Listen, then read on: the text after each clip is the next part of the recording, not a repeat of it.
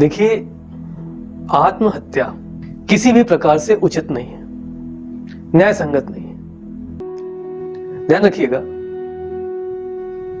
जब भगवान राम से सीता जी का वियोग हो गया, जब रावण उनका हरण करके ले गया, तो आप एक बार सीता जी के पक्ष में जाकर देखिए, जिसके साथ साक्षात नारायण रह रहे हो और उसे नारायण से विमुख कर दिया जाए, और वो समय परिस्थितियां सर्वथा प्रतिकूल थी, एक ऐसी जगह पर निशाचरों के साथ रहना, परंतु क्या सीता ने आत्महत्या जैसा कदम उठाया?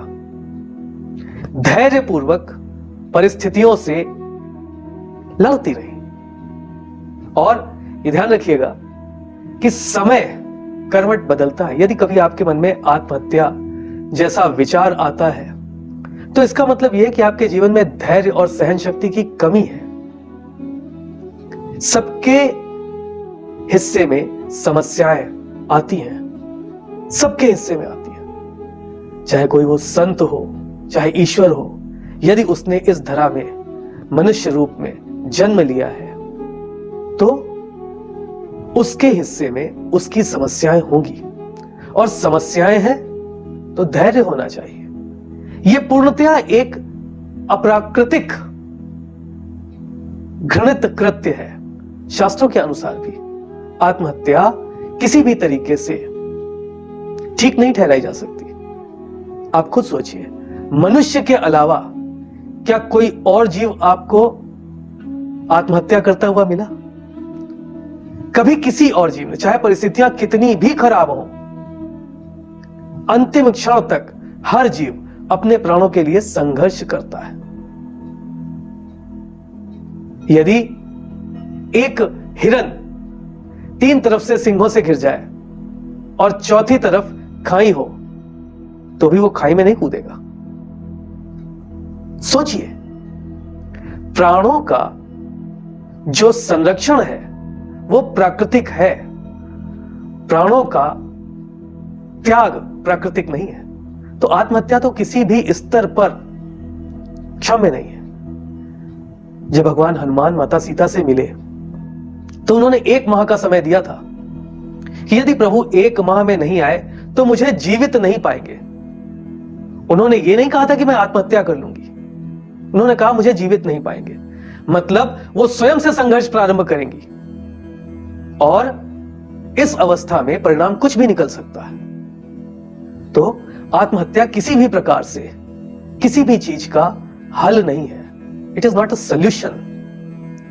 बहुत ध्यान से बात को समझिएगा।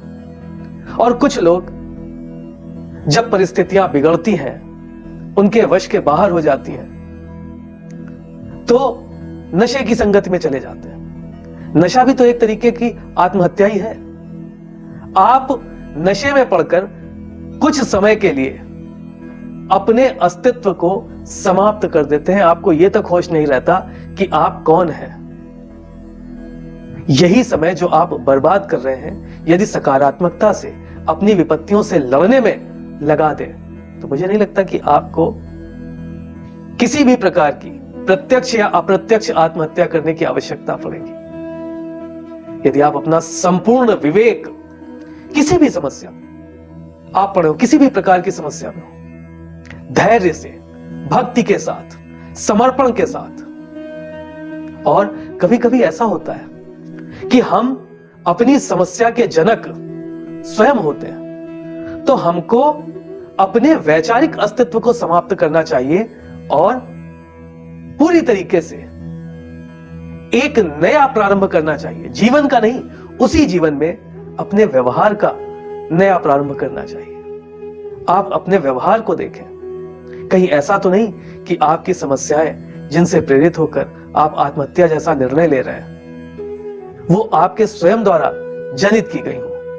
कहीं ऐसा तो नहीं। और एक बात ध्यान रखिएगा, आत्महत्या में आपकी आत्मा की हत्या आपकी अपेक्षाएं करती है। आपको स्वयं से बहुत अपेक्षाएं होंगी।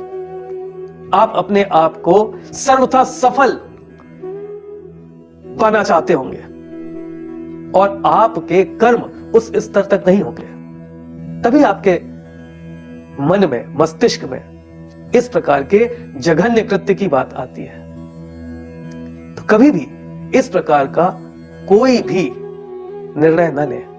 ध्यान रखिएगा, आत्महत्या में आप शरीर का नाश कर देते हैं, और ये जो जीवन है, आप अपने जीवन को समाप्त नहीं करते। ये जो जीवन है, ये शरीर, आत्मा और परमात्मा के संयोग से बनता है। शरीर का नाश कर दिया, आत्मा का तो कुछ नहीं कर पाएंगे ना, और परमात्मा को शरीर से निकाल करके बाहर खड़ा कर देंगे।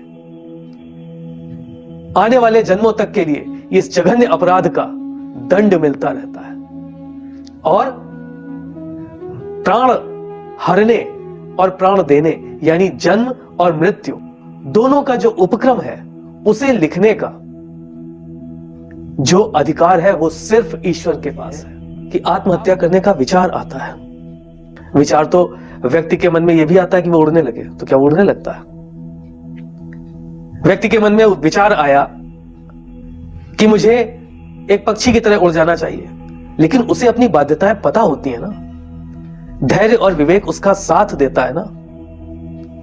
उसी प्रकार से विचार अगर आता है आत्महत्या का, तो आपका विवेक और आपका धैर्य उस विचार को परिणति में बदलने से रोकने के लिए सक्षम होना चाहिए। यदि ऐसा नहीं है तो कमी आप में है। भक्ति कीजिए, प्रयास कीजिए। ध्यान रखिए, मैं हमेशा कहता हूं भक्ति और प्रयास एक दूसरे के पर्याय हैं। तो यदि आप प्रयास कर रहे हैं तो आप इस अवसाद से बहुत जल्द निकल आएंगे। किसी भी प्रकार से ये तर्क संगत नहीं है। और विचारों की बात तो आप ऐसे समझिए कि विचार समुद्र में आने वाली लहरों की तरह होते हैं। आज विचार है कि आत्महत्या कर लेनी चाहिए, कल प्रातः एक नई सुबह लेकर के आई और मन में विचार आया कि अभी जीवन इतना भी बुरा नहीं है, जीना चाहिए। तो किसी भी विचार को स्वीकार करने से पहले समय देने की आदत डालिए। बहुत अच्छा विचार आया तो उसको परिणति में बदलने के लिए भी तुरंत ना उठे, पहले उसके सकारात्मक और नकारात्मक पहलू जांच लें। उसी प्रकार से यदि बहुत बुरा विचार आया, आत्महत्या का विचार आया, तो उसे भी समय दें, क्योंकि जब आप उसे समय देते हैं तो एक नई सुबह आपके जीवन में आकर आपको जीवन का महत्व समझाती है। ध्यान रखिएगा, धैर्य धारण कीजिए। इसका एकमात्र जो निस्तारण है वो धैर्य से निकलता है, और धैर्य आता है भक्ति से, प्रयास से।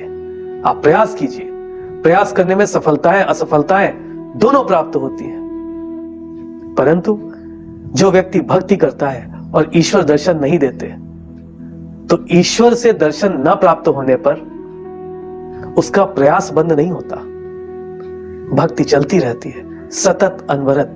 और जन्म और मृत्यु इन दोनों का अधिकार सिर्फ उस परमपिता के पास है। इस प्रकार के घृणित कृत्य करके अपने जीवन को अर्थहीन मत कीजिए और ना दिशाहीन कीजिए। जीवन को अपनी दिशा में चलने दीजिए।